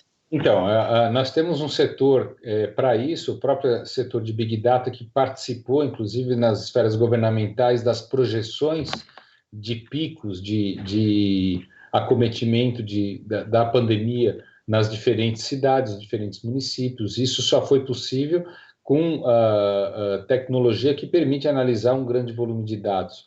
Mas, assim como eu falei da predição da internação, da predição através de hemograma, tem se feito o uso de inteligência artificial para diagnóstico a partir de ressonância magnética ou, mais na pandemia, tomografia. A tomografia, ela representa um importante sinal quando você não tem o tempo hábil de fazer o diagnóstico de PCR. Você, com o aspecto tomográfico, você consegue inferir que aquela é uma infecção pelo SARS-CoV-2, é o novo coronavírus, pelo padrão. Quer dizer, quando você divide isso em pixel e coloca num grande volume de dados, você tem pelo menos os sistemas ou fazendo diagnóstico sem a necessidade do médico estar presente, ou pelo menos excluindo a tomografia normal para que o especialista ele se debruce nos casos que existe alguma alteração para poder opinar. Quer dizer, o papel, por exemplo, no setor da imagem, ele vai ser um papel do radiologista muito mais como parte do time de atendimento do que um emissor de laudos, porque, desculpem, laudos, por exemplo, de raio-x de tórax, o computador já faz muito melhor do que um radiologista, porque ele não cansa, ele submete a várias rodadas, isso já está provado em vários países. Então, essa transformação digital, ela está acontecendo e ela foi impulsionada porque todas as instituições que trabalham com transformação digital dedicaram seus esforços para, de alguma forma, ajudar o combate da pandemia com esses exemplos que eu dei, o hemograma, a interpretação de imagens, a interpretação de dados que permite a gente fazer alguma projeção. Perfeito. Vamos voltar para o cenário de empreendedorismo aí. Carlos Melles, eu queria ouvir um pouco aí da questão de transformação digital e tecnologia para micro e pequenas empresas, né? O senhor estava comentando um pouco de como é que tem sido esse trabalho de retomada agora. Qual é o trabalho de vocês no sentido de entender aí para as empresas poderem retomar, né? Então, eu queria entender como é que está esse avanço da retomada e como é que fica a transformação digital, a parte digital, que vocês têm auxiliado as empresas nesse sentido. Eu acho que o microfone está no mudo também, só não esquece de desmutar antes da gente começar. Muito bem. Vamos ver se a internet não nos trai nesse sentido. Mas do que foi falado aqui, né? Se a gente quiser o avanço digital, obviamente nós vamos ter que ter bandas compatíveis com essa intenção nossa. O segundo que é a educação, né? O processo que eu estava dizendo de formação de líderes, a nossa universidade, que deixou de ser corporativa para ser um ensino à distância e uma universidade empreendedora e cidadã.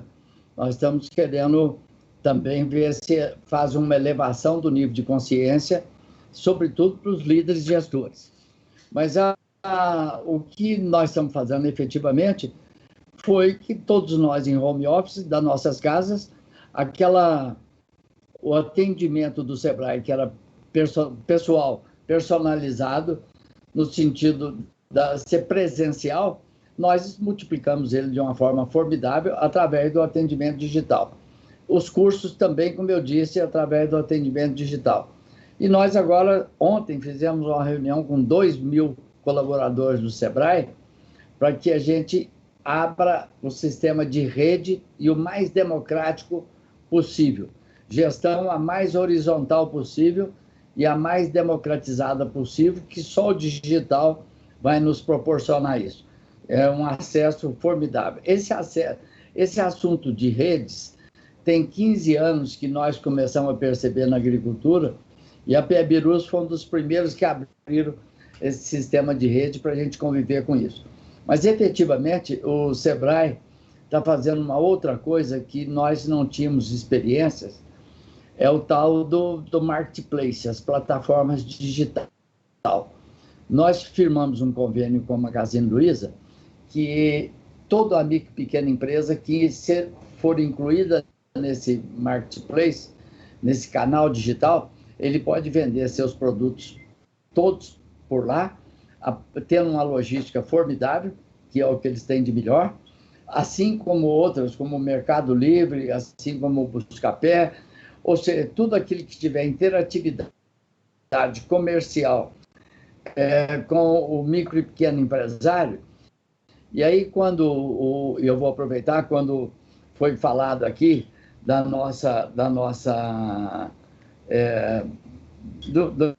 do empreendimento, quando o Sidney falou das startups, das incubadoras do sala lá do Einstein, o que a gente está fazendo no Sebrae? Eu, inclusive, fui o relator das empresas anjos, das startups. Nós melhoramos muito esse ambiente de trabalho e, sobretudo, o ambiente para investimentos em startups. O Sebrae está trabalhando muito em inovação. Onde existe inovação, de tudo que puder ser feito de apoio à inovação, inclusive com aporte de recursos, que nós temos condição de fazer isso para as startups. Mas este é um caminho realmente sem volta, porque vai ser através desse conhecimento, dessas... por exemplo, o que está nos ajudando, começando a resolver o sistema do crédito, que é o mais crucial? São as maquininhas e são as fintechs, né, que são startups financeiras. E esse é um caminho também sem volta. E o Sebrae está fomentando isso de uma forma muito forte, mas o resultado de imediato, além das plataformas que temos, das convênios com o Facebook, com o WhatsApp, trazendo um mundo moderno de eficiência para a pequena empresa, e todas diminuíram o faturamento. As digitais, excepcionalmente só digitais, conseguiram crescer, mas, de um modo geral, todos estão entendendo que a retomada tem que ser digital, e o nosso foco hoje é deixar a micro e pequena empresa brasileira apta para essa convivência com o mundo novo, que é o mundo digital.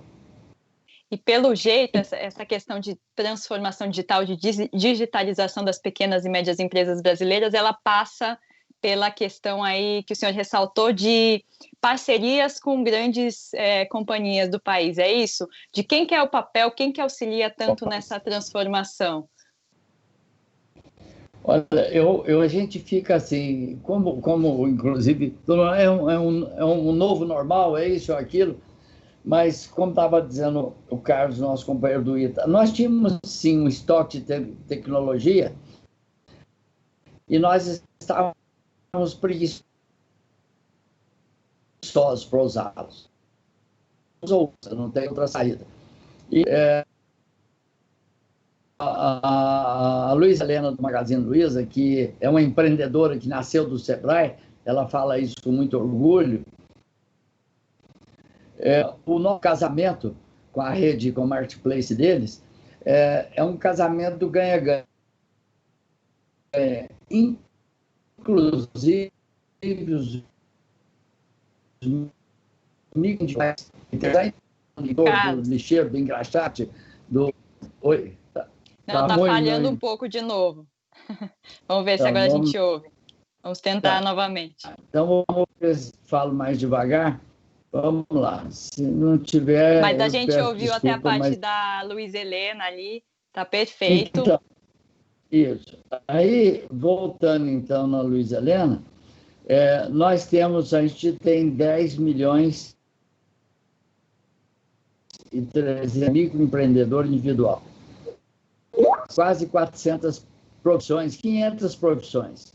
Você imagina que todos esses, se quiserem entrar nessa plataforma e serem vendedores do Magazine Luiza e ter uma comissão pela sua venda, isso seja dentro de casa, na família, seja com vizinho, seja com parente, ou seja, abre um novo mundo de um espaço que nós não sonhamos. E a micro e pequena empresa, a mesma coisa. Aquela micro e pequena empresa que pode ser especialista numa loja de carro, ela pode, inclusive, ser vendedora do Magazine Luiza, como pode ser vendedora amanhã do Buscapé, como pode se associar a Cielo e aos cartões, as lojas podem, todas eles, a pequena empresa, se associar aos cartões, fazer quase que um empréstimo consignado, se for o caso, que a cada venda já se faz um desconto daquilo que foi emprestado, que foi o compromisso.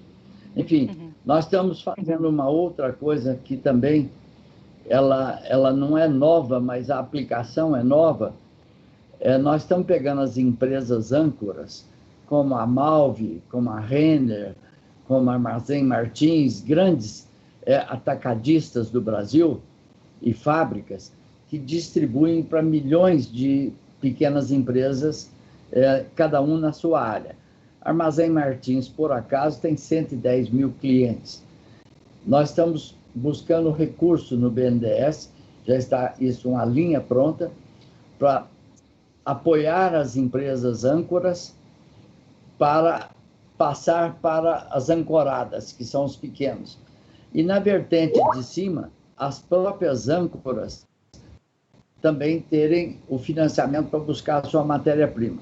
Ou seja, mudou-se muito, e foi falado muito aqui em solidariedade, em parceria, em resiliência. Essa talvez seja a maior educação que nós temos que ver, que não adianta eu produzir um material e não tem quem o transforme. E se não tiver quem o transforme, não tem quem põe isso no comércio, na mão do consumidor. E isso tudo só vai dar mais certo, ou só vai dar certo, se você fizer isso todo pelos canais digitais, associando, facilitando, diminui custo e melhora o que a gente sempre quis buscar. Melhora a produtividade e dá mais prosperidade ao país. Perfeito. Agora eu queria voltar para o nosso assunto de educação com o Carlos Ribeiro. Carlos, chegaram algumas perguntas aqui, muita gente com dúvidas sobre o que significa uma transformação digital, o que está mudando além das aulas online, né, que a gente tem visto, isso é claro no mercado de educação, né, o que são transformações realmente que estão ocorrendo e podem vir a ficar, né? Chegou uma pergunta aqui sobre, por exemplo, como isso afeta a educação básica, né? Qual que é a resposta que a gente pode ter no sentido de educação básica, por exemplo, que é o início, né, da cadeia de ensino aí do país, de que forma a tecnologia pode afetar este setor e a pandemia que a gente está vivendo agora.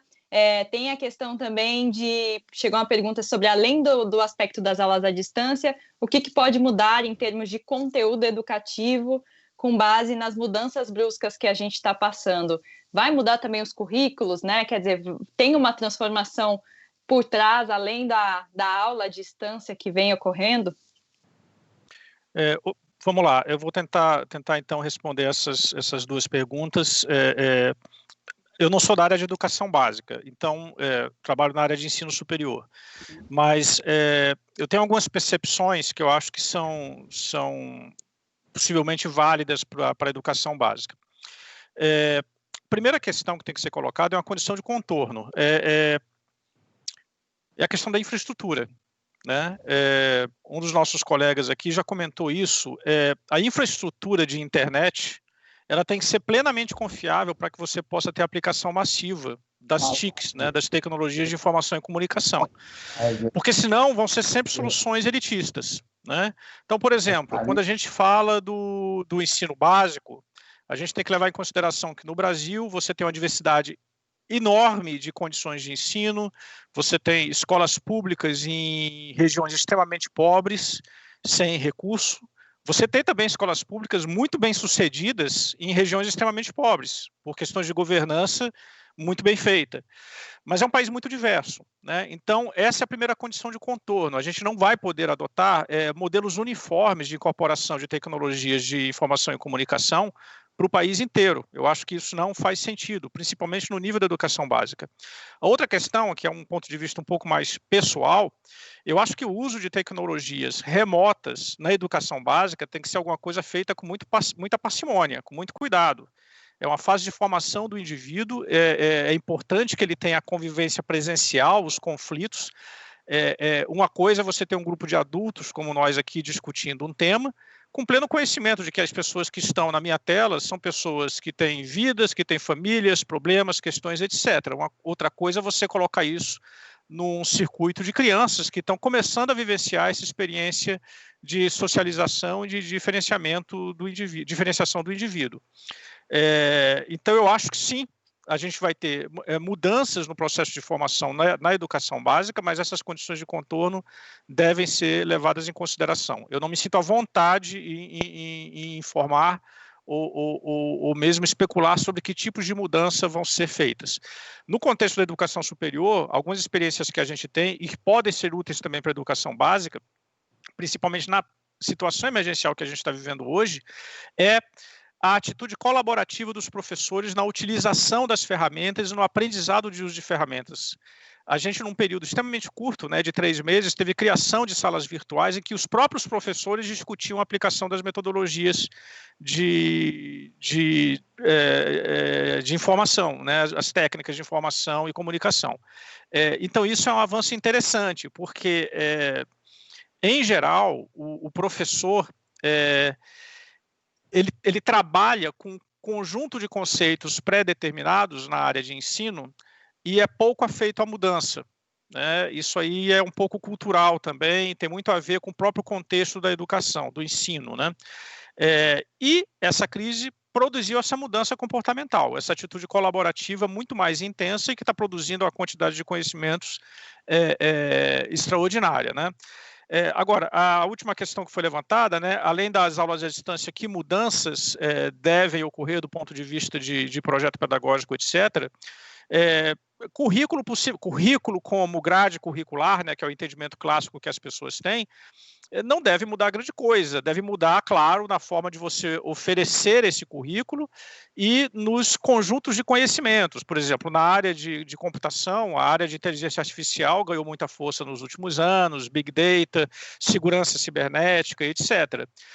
Na aplicação das tecnologias, talvez você tenha mudanças curriculares efetivas, mas a grande mudança vai ser na metodologia de ensino, ou seja, na forma como você oferece esses currículos, em que essas tecnologias vão ser utilizadas muito mais intensamente, e certamente isso também já é uma coisa muito clara, em muitas instâncias o papel do professor em sala de aula vai ser diferente. Ele vai ser muito mais um mediador, um estimulador do debate, a partir de conteúdos já estudados pelos alunos ou já oferecidos pelos alunos em outro contexto. Mas isso implica mudança cultural. Isso não acontece de uma hora para outra. Não adianta a gente falar que os alunos repentinamente vão começar a estudar o conteúdo remotamente para depois discutir em sala de aula. Não é assim que acontece na prática. Isso demora e é feito aos poucos e através de uma mudança de cultura. Não tem curso para isso. É a cultura que vai se modificando. Perfeito, Dr. Carlos Ribeiro. Eu queria partir para uma pergunta para o Luiz, já chegando, a gente está chegando na reta final. Luiz, tem uma questão que é o tema aí desse nosso painel, que é tentar responder de alguma forma como os diferentes setores vão estar em 2022, Assim, partindo do pressuposto de que a gente volte de alguma maneira a uma normalidade com vacina, quer dizer, o quanto a gente pode esperar que as soluções que estão sendo adotadas hoje, e aí do ponto de vista tecnológico, elas serão realmente o futuro, O que a gente vai trazer, qual que é o cenário que a gente pode ter em termos de tecnologia, infraestrutura no país em 2022? Letícia, eu acho que no país e no mundo a gente vai ter uma mudança bem significativa e em vários setores, vários tópicos que os meus colegas painelistas aqui já mencionaram. Mas eu acho que a grande questão é quando a gente fala de transformação digital ou revolução digital, a gente vai tocar em aspectos fundamentais e o Carlos Ribeiro acabou de tocar nisso, que é a questão comportamental. E vai se aplicar para a educação, para o empreendedorismo, para a medicina. A gente tem um conceito hoje em dia de um modelo de comércio ou de um modelo de interação social que está mudando. E isso é o que a CSG tem investido no mercado. A gente tem recebido essa demanda dos nossos clientes e é para onde a gente tem encaminhado as nossas soluções e como a gente está gerindo os negócios. Por exemplo, o modelo que a gente tem no Brasil hoje em dia, onde você tem uma loja física, onde o cidadão vai comprar um telefone e dessa loja física tem toda uma infraestrutura por trás, que são softwares e sistemas e hardware, máquinas dentro da instalação da própria operadora, com milhares de pessoas trabalhando fisicamente dentro de um mesmo prédio ou um mesmo modelo de negócio, isso tende a mudar, e já está mudando. A gente já tem exemplos de parcerias que a gente fez na Europa com o lançamento em meses, por conta da pandemia também, de operadoras totalmente virtuais. Quando a gente está falando de telefonia, a gente está falando de você quer um serviço, o meio que você recebe esse serviço é uma experiência do cliente diferente.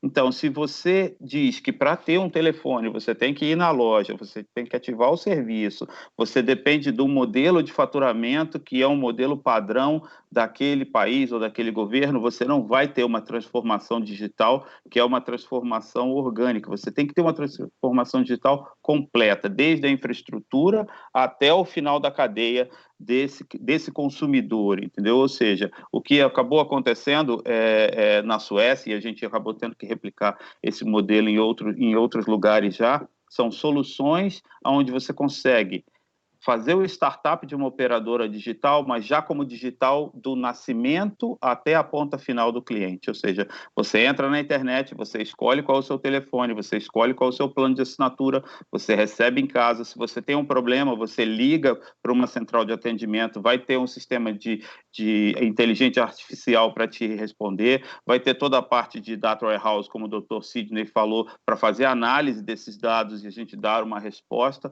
entendeu? Ou seja, tudo isso vai ter na parte que o Dr. Carlos Melles disse, de distribuição de renda dos diferentes modelos de negócio, como acontece com o Magazine Luiza e os empreendedores. Isso é um modelo que a gente chama de B2B2B2X, onde você tem que fazer um compartilhamento de receita no final da cadeia, e os sistemas têm que estar prontos para esse tipo de modelo de negócio, mas não como era antigamente. Tem que ser um sistema que está baseado na nuvem, tem que ser um sistema ágil, tem que ter alta disponibilidade, e você tem que ter a capacidade de adaptar esses sistemas para os novos modelos. Por exemplo, se você está numa situação de pandemia, como que eu posso enviar um técnico para a sua casa para fazer uma instalação, para fazer um conserto? Entendeu? Você tem que ter outras opções. E é nisso que a gente veio trabalhando, e foram as demandas que a gente recebeu do mercado mundial e que acabaram alavancando direções diferentes nas nossas soluções. Por exemplo, se você tem hoje em dia um problema com a sua TV a cabo ou com o seu telefone, você tem a opção de ter um técnico, videoconferência, que vai estar te ensinando e te guiando como você vai ajustar ou resolver o problema. Claro, existe sempre o modelo final de que, não consegui resolver, tem que vir alguém aqui consertar, entendeu? E aí tem outras questões. Por exemplo, tive países na América Latina em que a gente estava tendo problema de segurança com a visita física do técnico. Ele criava um crachá, no Brasil acontece isso, com o pessoal que vai vacinar a dengue e outras coisas, cria um crachá, diz que é daquela entidade e entra na sua casa e acaba não sendo a pessoa que você esperava. Então, assim, todo esse cuidado acabou sendo revertido em tecnologia. Ou seja, hoje em dia a gente tem soluções que a gente chama de campo, de serviço de campo,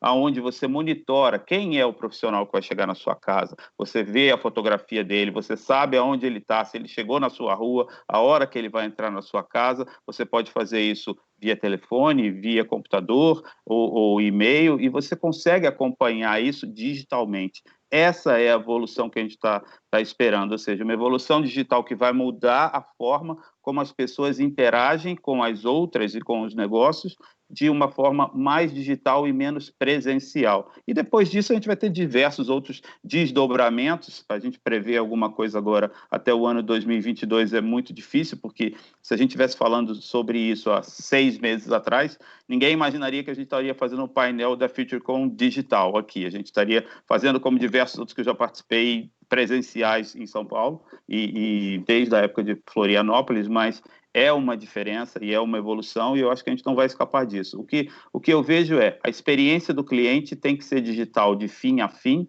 os sistemas e soluções têm que ter esse tipo de característica, e as mudanças vão continuar acontecendo. Novas demandas vão chegar do mercado e da situação mundial em si, e a gente tem que estar disponível e preparado para adaptar isso de uma forma muito rápida. Tá certo. Eu queria fazer essa mesma pergunta sobre a questão do que vai mudar, o que a gente pode enxergar para o cenário de 2022 com o Dr. Sidney, aí, porque chegaram algumas perguntas também relacionadas, muitas perguntas relacionadas à medicina, né? É um campo que está todo mundo realmente olhando para essas transformações que a medicina vem sofrendo, que o setor de saúde vem sofrendo, juntando as perguntas que chegaram aqui e tentando entender. Obviamente, né, é um cenário que a gente está longe ainda de entender claramente como vai ser 2022, mas do ponto de vista de atendimentos, exames, a gente pode esperar que tudo isso seja mais rápido, que a telemedicina aí veio para ficar realmente para ajudar no diagnóstico, por exemplo, lá em 2022, e o outro ponto, que também foi feita uma pergunta aqui relacionada a isso, e a adesão da comunidade médica, realmente, né, dos profissionais a essa tecnologia. Está todo mundo também apto e aberto a este novo cenário aí para 2022? Como é que a gente pode juntar esse panorama aí? Letícia, você me permitiu, vou começar de trás para frente, porque o ponto que foi tocado em segundo aí é um dos entraves, né, para tudo isso. A medicina, ela, na grande maioria das universidades, isso acontece até poucos anos atrás, ela tem um modelo pedagógico baseado num modelo que foi criado há 100 anos, que é o modelo Flexner, que é um relatório de uma medicina hospitalocêntrica com o tradicionalismo da formação médica e com o senso de que o médico é autônomo e ele decide a prática, né? E hoje, de um modo mais moderno, a gente sabe que essa autonomia existe, porém, existe evidências científicas com evidências que falam das melhores práticas e do trabalho, principalmente trabalho em equipe. Então, médicos que se formavam e faziam grupos de trabalho de 2 na década de 50, uma pesquisa recente, isso tem 2 anos, mostra que os egressos da formação médica fazem grupos de trabalho de 136 médicos. Então,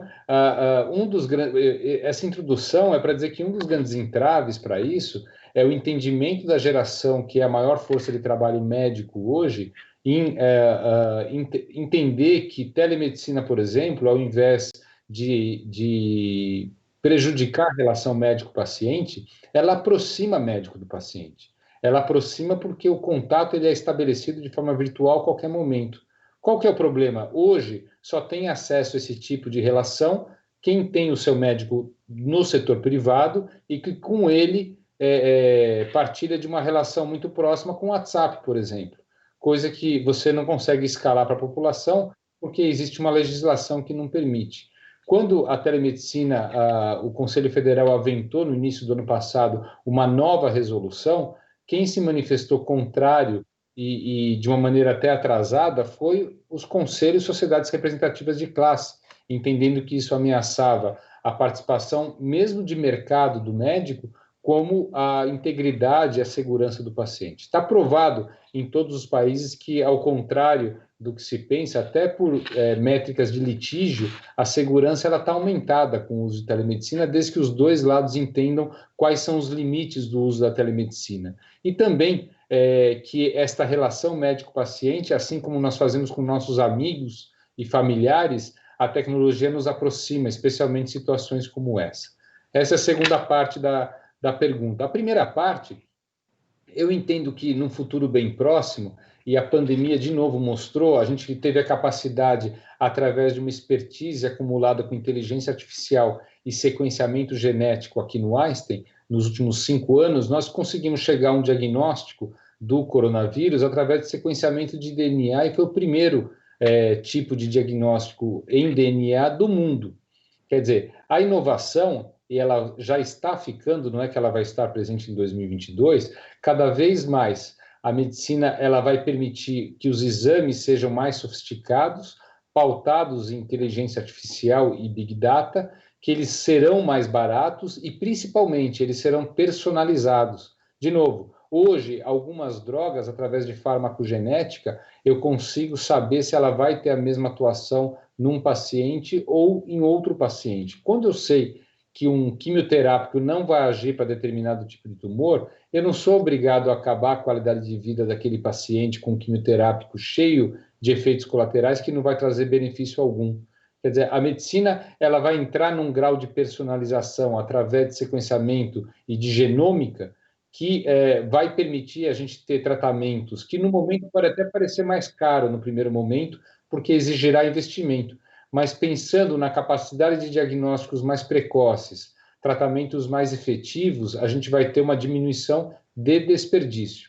Além disso, toda essa virtualização, em 2022, eu vejo o acompanhamento de doenças crônicas, que é o que mais matou nessa pandemia, é o portador de doenças crônicas mais sérias, especialmente as não controladas, terão a capacidade deste acompanhamento ser feito de modo passivo por wearables, nanotecnologia, casa conectada com rede Wi-Fi, que uma central administra peso, volume urinário, pressão.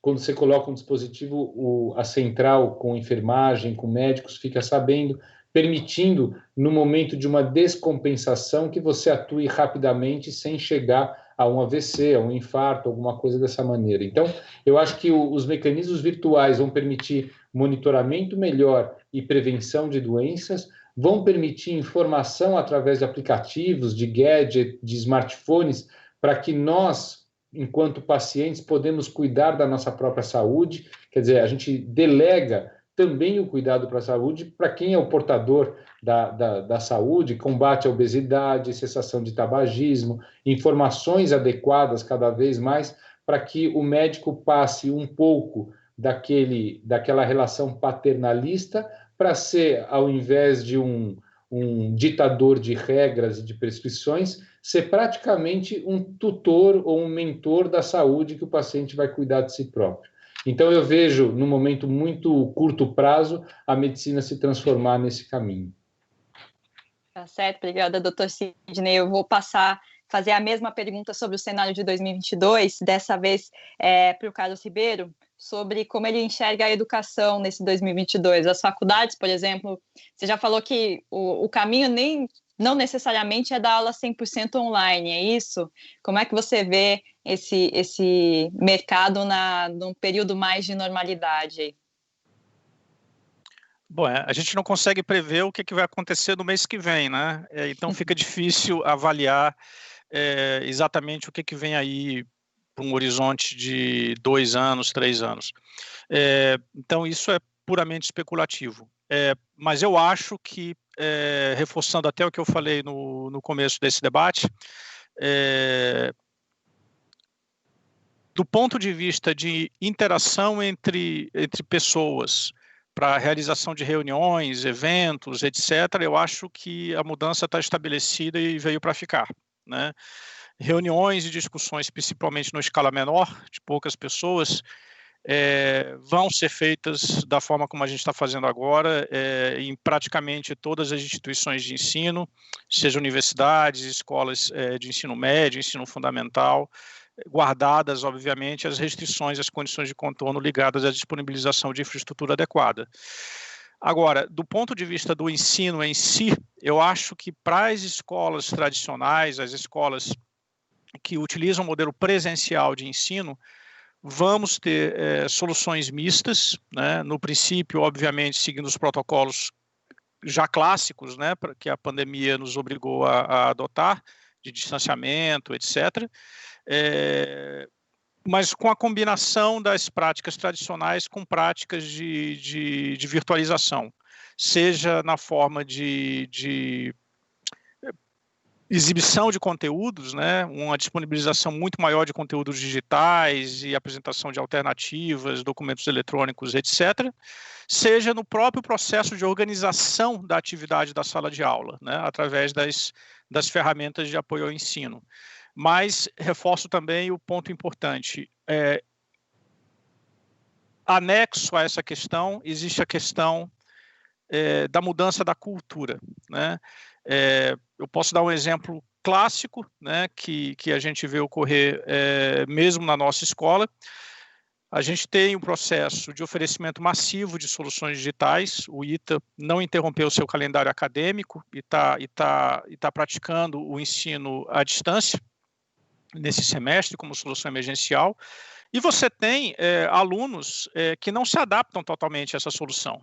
Então, aí você tem aquela questão da particularização do ensino. Qual é o melhor método de ensino para o indivíduo? E por isso que, no final das contas, as soluções híbridas acabam sendo as mais adequadas, porque na impossibilidade de se oferecer o ensino individualizado, devido à questão, basicamente, do custo e da demanda de esforço necessário, você oferece uma estrutura mista que dá a todo mundo a oportunidade de aprender usando a metodologia que lhe convém mais, né? Então, eu acho que essa é a tendência, uma tendência de uma formação híbrida com mudança do papel do professor em sala de aula para as situações em que as soluções digitais vão ser usadas de forma mais intensiva.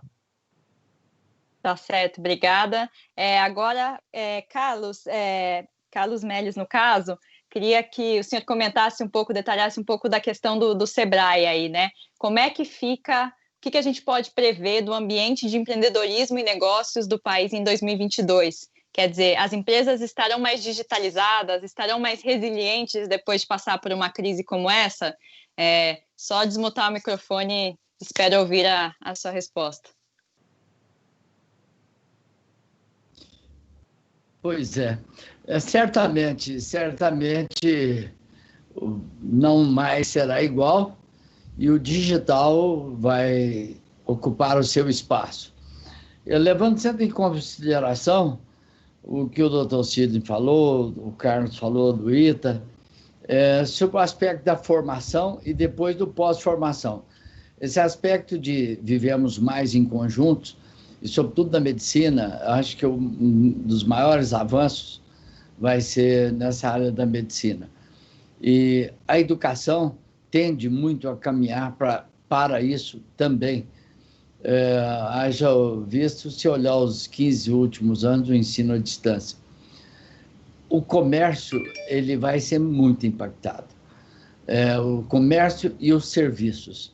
Eu acho que esse setor vai ser atingido de uma forma benéfica, já está sendo, já estamos em transformação e, como eu disse, nós estamos treinando, vamos chegar nos 7 mil colaboradores do Sebrae, depois mais 7 mil consultores do Sebrae, com toda a metodologia digital para apoiar a micro e pequena empresa e buscando todas as parcerias digitais possíveis para facilitar a vida do micro e pequeno empresário.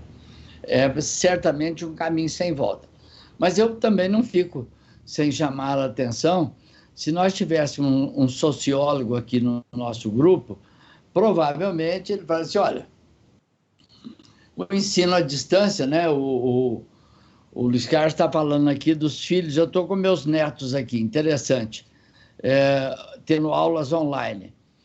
Eu diria que em 4 você vê a percepção diferente, o aproveitamento diferente, e que numa sala de aula presencial, disciplinarmente, o rendimento seria outro, eu não tenho dúvida.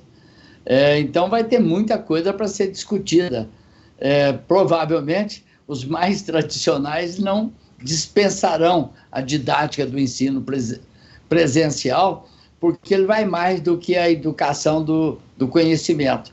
Ele vem num complexo mais amplo que nós, mais antigos, fomos criados assim. Não que não queira mudança, mas volto a dizer, se você olhar sobre um aspecto de um sociólogo fazer o que vai acontecer, o homem nasceu para ser gregário. O digital vai substituir muito as nossas necessidades. Mas tem uma que é o relacionamento do ser humano. Eu vejo no pequeno comércio, mas a dona Maria separava para mim o que eu gostava aqui na quitanda, o outro da padaria, e eu perdi esse contato gostoso. Eu saía para fazer compra, era uma conversa gostosa, era um diálogo. Eu acho que isso vai ter sempre o seu caminho, a sua parcela, porque o ser humano nasceu, obviamente, para ser gregário. Já começou sendo um homem ou uma mulher casando para formar família. Eu acho que isso é insubstituível.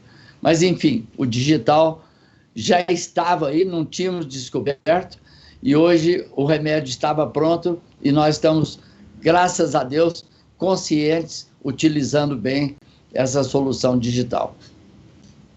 Tá ótimo, obrigada, doutor Carlos. Bom, a gente já estourou super o tempo aqui, então eu já vou encerrar. Eu queria agradecer a todos que estiveram com a gente nesse período, a audiência e aos nossos painelistas, é claro, porque, enfim, foi um período de muito aprendizado aí. Obrigada, espero revê-los em breve aí, quem sabe, pessoalmente. E agora vamos voltar para os estúdios com o Luciano. Um abraço a todos que participaram com a gente. Obrigado. Obrigada. Nós que agradecemos a vocês por esse incrível painel que tivemos e a todos vocês que nos acompanham aí pela audiência também o nosso muito obrigado. Nosso conteúdo do Future Congress ele continua a partir das 18, onde discutiremos o ecossistema de telecomunicações como plataforma habilitadora da revolução digital. Aguardamos por você.